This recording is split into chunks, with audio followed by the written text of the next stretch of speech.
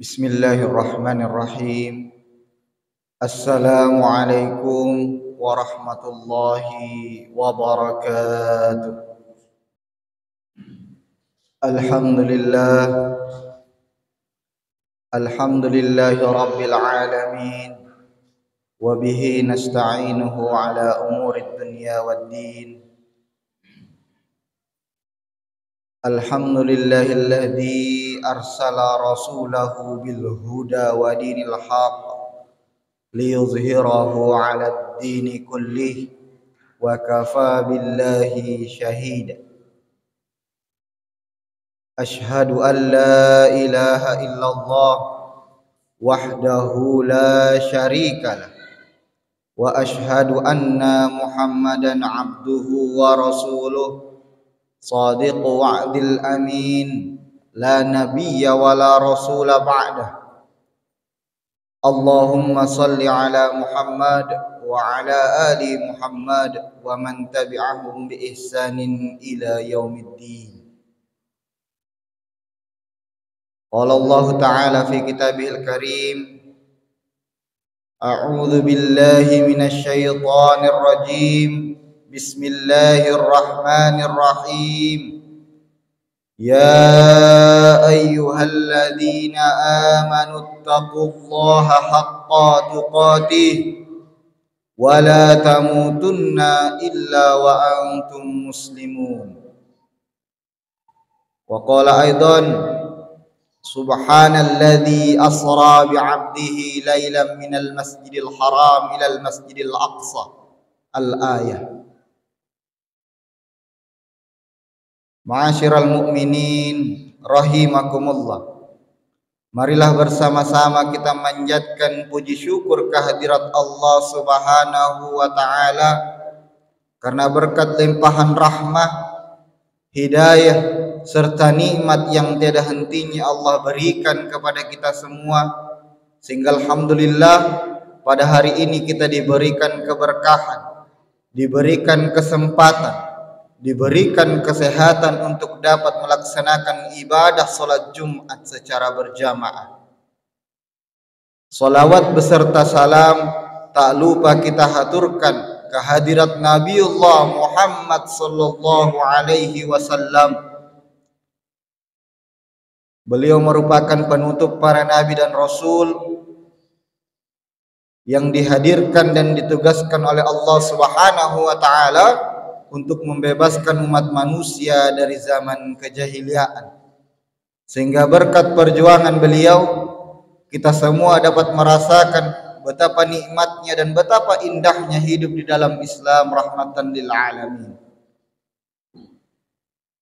Ma'asyiral mu'minin rahimakumullah, pada kesempatan yang mulia ini khatib mengajak kepada seluruh jamaah Jumat yang dirahmati Allah Subhanahu wa taala agar mari sama-sama kita tingkatkan ketakwaan kita kepada Allah Subhanahu wa taala dan kita tingkatkan kecintaan kita kepada Rasulullah Muhammad sallallahu alaihi wasallam.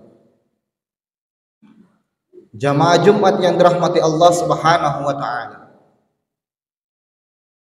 Rasulullah Muhammad sallallahu alaihi wasallam di dalam kitab Al-Azkar disebutkan ketika memasuki bulan Rajab beliau memanjatkan doa yang bunyinya seperti ini. Allahumma barik lana fi Rajab wa Sya'ban wa ballighna Ramadan. Ya Allah, ya Tuhanku, berkahilah kami di bulan Rajab dan bulan Sya'ban, dan perkenankanlah kami, izinkanlah kami untuk bertemu dengan bulan suci Ramadan. Selaras dengan doa Rasulullah tadi, salah satu ulama Abu Bakar Al-Warraq Al-Balkhi mengatakan bahwa sejatinya ketika memasuki bulan Rajab akan ada 2 bulan yang mengikut setelahnya, yang dimana 3 bulan ini semuanya harus dimaksimalkan. Beliau menjabarkan bahwa bulan Rajab sejatinya bagi manusia yang beriman adalah bulan di mana kemudian dia mulai menanam kebaikan, mulai memperbaiki diri, mulai mengintrospeksi diri, perjalanan kehidupannya setahun belakangan. Perbanyak amal saleh, perbanyak kebaikan, dan perbanyak permohonan maaf dan ampun kepada Allah Subhanahu wa taala. Nah, setelah bulan Rajab akan datang bulan Sya'ban. Kata Abu Bakar Al-Warraq bahwa bulan Sya'ban adalah bulan di mana kita mulai menyirami dan memupuk amal baik yang telah kita lakukan. Untuk apa kemudian dipupuk dan disirami? Agar kelak ketika kita diizinkan oleh Allah Subhanahu wa taala bertemu dengan bulan suci Ramadan, maka kata Abu Bakar Al-Warraq bahwa bulan suci Ramadan adalah bulan di mana kita semua memanen kebaikan. Maka kita perlu mempersiapkan diri dengan maksimal mungkin bahwa perjalanan kita menuju bulan suci Ramadan sejatinya tidak lama lagi. Akan tetapi kita tidak ketahui bahwa apakah kita semua yang hadir hari ini dipertemukan oleh Allah dengan bulan suci Ramadan. Tetapi pesan ulama, mari sama-sama kita memperbaiki diri menjelang nanti datangnya bulan suci Ramadan. Bulan Rajab memiliki keistimewaan, di mana tepat kemarin tanggal 27 Rajab diperingati perjalanan suci Rasulullah Muhammad sallallahu alaihi wasallam yang diabadikan dalam Quran surah Al-Isra. Perjalanan yang tidak mungkin bisa diterka oleh ilmu pengetahuan. Bagaimana kemudian kuasa Allah Subhanahu wa taala, maha suci Allah Subhanahu wa taala yang mampu memperjalankan hambanya dalam perjalanan yang suci yang kita kenal dengan istilah Isra dan Mi'rajnya Rasulullah Muhammad sallallahu alaihi wasallam, yang patut kita imani, yang kemudian perlu kita sadari bersama bahwa perjalanan Isra Mi'rajnya Rasulullah Muhammad sallallahu alaihi wasallam itu ada oleh-oleh yang dibawa. Yang dibawa Rasulullah Muhammad SAW ketika perjalanan Isra Mi'raj adalah perintah untuk melaksanakan sholat 5 waktu. Yang kita ketahui bagaimana kisahnya kemudian sampai 5 waktu inilah yang ditetapkan oleh Allah Subhanahu wa taala kepada kita umatnya Muhammad SAW. Ibadah sholat yang kita laksanakan sehari semalam, subuh sampai isya, bukanlah kemudian ibadah yang sejatinya kita lakukan hanya kurang lebih 5-15 menit. Akan tetapi sholat yang kita laksanakan adalah bentuk penghambaan kita kepada Allah Subhanahu wa ta'ala, memasrahkan diri bersujud kepada Allah Subhanahu wa ta'ala, menyatakan bahwa diri ini serius menghambakan diri kepada Allah dengan penuh kekhusyuan. Oleh karenanya Allah Subhanahu wa taala dalam Quran surah Al-Ankabut ayat 45 dalam potongan ayatnya menjelaskan innas salata tanha 'anil fahsya'i wal munkar. Sesungguhnya salatmu akan menjaga, akan membentengi, akan mencegah dirimu dari perbuatan keji dan mungkar.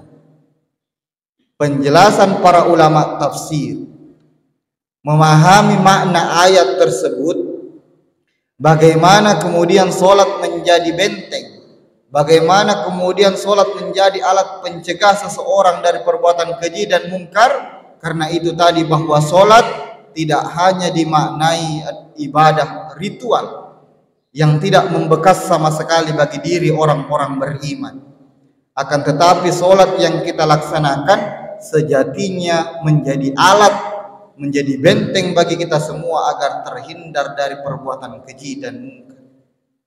Maka pendapat para ulama bahwa ketika ada seseorang yang senantiasa mengerjakan sholat akan tetapi belum mampu meninggalkan, belum mampu membentengi dirinya dari perbuatan keji dan mungkar, kata ulama, berarti perhatikan sholat kita kembali.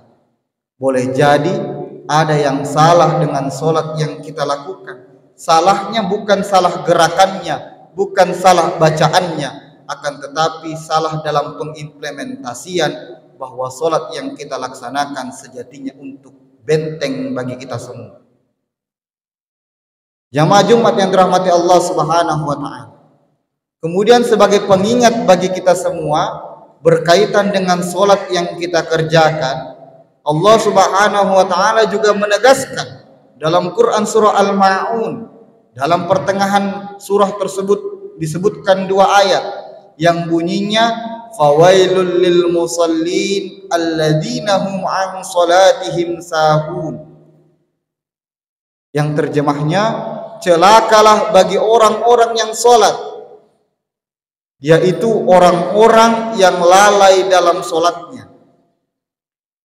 Penjelasan Profesor Haji Nasaruddin Umar bahwa ayat ini menjadi pengingat bagi kita semua. Jadi jangan lagi mempertanyakan bagaimana terhadap orang-orang yang tidak sholat, karena kata Allah dalam Al-Quran, fawailul lil musallin, celakalah bagi orang-orang yang sholat, apalagi yang tidak sholat. Yang sholat saja dianggap celaka oleh Allah Subhanahu wa taala. Dikatakan oleh Allah celaka. Kapan ia celaka? Alladzina hum an salatihim sahun, ketika ia lalai dalam salatnya. Menurut ulama tafsir ada dua makna lalai di sini. Pertama, ada golongan ulama yang memaknai lalai di sini, sahun di sini yaitu kekhusyuan. Akan tetapi perlu kita pahami bersama bahwa khusyuk dalam solat adalah perkara yang sangat sulit. Akan tetapi bukan berarti karena sulit untuk digapai lantas kemudian kita tidak melaksanakan solat. Inilah godaan syaitan. Godaan syaitan itu seringkali datang kepada kita, daripada engkau solat tidak khusyuk dan tidak diterima, lebih baik engkau tidak solat. Na'udzubillah summa na'udzubillah. Itu pertama terkait khusyuk. Akan tetapi ada golongan ulama yang lain yang memberikan pemaknaan yang lain terhadap makna sahun, bukan khusyuk, karena Al-Quran menyebutnya alladzina hum an salatihim sahun, bukan alladzina hum fi salatihim sahun. Kalau kemudian menggunakan kata fi, maka ulama sepakat bahwa itu makna khusyuk. Akan tetapi di sini ada kata an yang artinya lalai tentang solatnya. Bahwa penjelasan ulama, lalai tentang solat adalah salah satu tandanya orang lalai terhadap solatnya adalah orang yang dengan sengaja menunda-nunda waktu solatnya, orang yang dengan sengaja meninggalkan solatnya. Inilah yang kemudian menjadi tanda bahwa kita orang yang melaksanakan solat akan tetapi celaka. Kenapa celaka? Karena itu tadi, memaknai solat hanyalah sekedar ibadah yang dilaksanakan 5-15 menit, akan tetapi belum bisa memaknai solat sebagai benteng dari perbuatan keji dan mungkar. Jamaah Jumat yang dirahmati Allah Subhanahu wa taala, semoga pada momentum akhir bulan Rajab ini memaknai perjalanan Isra dan Mi'rajnya Rasulullah Muhammad SAW, kita kemudian bisa meresapi, memaknai kembali bagaimana solat yang kita laksanakan, bagaimana solat yang kita lakukan. Semoga kemudian solat yang kita laksanakan bisa dinilai khusyuk di hadapan Allah Subhanahu wa taala, menjadi benteng bagi kita semua dari perbuatan keji dan mungkar, sehingga kemudian menjadikan kita semua senantiasa berada dalam keimanan, senantiasa berada dalam ketakwaan, karena kata Allah, tidak ada balasan yang pantas bagi orang-orang bertakwa melainkan surganya Allah Subhanahu wa taala. Barakallahu li wa lakum fil Qur'anil azim wa nafa'ani minal ayati wa dzikril hakim, innahu huwal ghafurur rahim.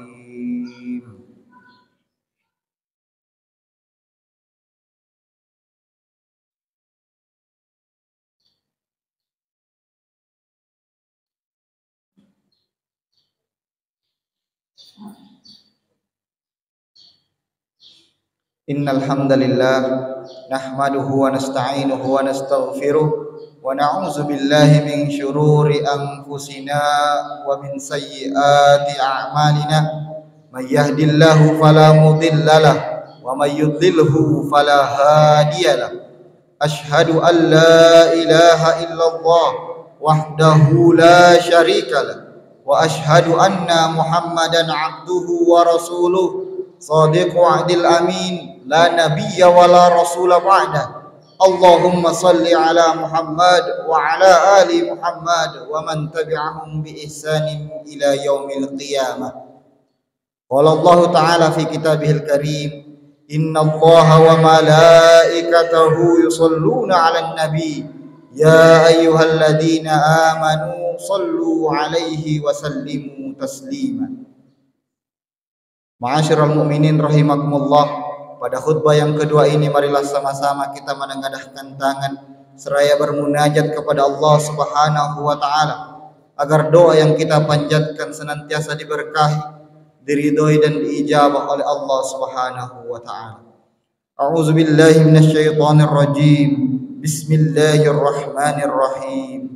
Allahumma ighfir lil muslimina wal muslimat wal mu'minina wal mu'minat al-ahya'i minhum wal amwat innaka sami'un qaribun mujibud da'wat ya qadiyal hajat Allahumma ighfir lana wa liwalidayna warhamhuma kama rabbawna shighara rabbana zalamna anfusana wa illam taghfir lana wa tarhamna lanakunanna minal khasirin rabbana la tuzigh qulubana ba'da idh hadaitana wa hab lana min ladunka rahmah innaka antal wahhab Allahumma innaka afuwun tuhibbul afwa fa'fu anna ya karim Allahumma adkhilna al-jannata daras salam Rabbana hab lana min azwajina wa dhurriyyatina qurrata a'yun waj'alna lil muttaqina imama Rabbana atina fid dunya hasanah wa fil akhirati hasanah